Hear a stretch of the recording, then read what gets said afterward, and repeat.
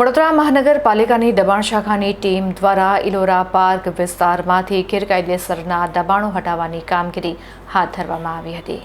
વડોદરા શહેરના ઇલોરા પાર્ક ટ્રાફિકથી ધમધમતો વિસ્તાર ગણાય છે, ત્યારે વાહનોની અવરજવર આ રોડ ઉપર વધુ પ્રમાણમાં રહેતી હોય છે।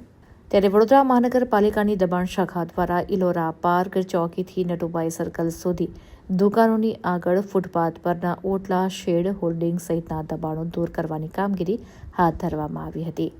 દબાણમાં વડોદરા મહાનગરપાલિકાના ટાઉન પ્લાનિંગના બિલ્ડિંગ ઇન્સ્પેક્ટર પિયુષ ગવલી સહિત વડોદરા મહાનગરપાલિકાની દબાણ શાખાની ટીમ તેમજ પોલીસ બંદોબસ્ત સાથે આ દબાણ દૂર કરવાની કામગીરી હાથ ધરવામાં આવી હતી।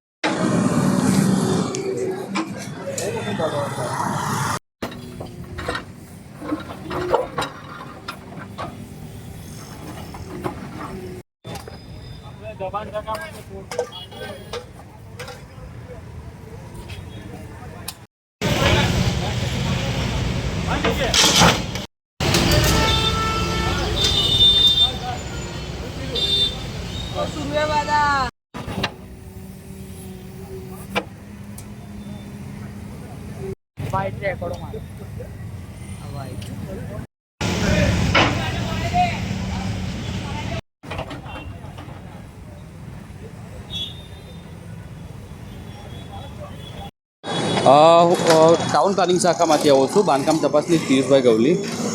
અમે ઇલોરા પાર્ક વિસ્તારમાં પાર્કિંગ માટે પાર્કિંગના ભાગરૂપે એક ઝુંબેશ ચાલુ કરી રહ્યા છે।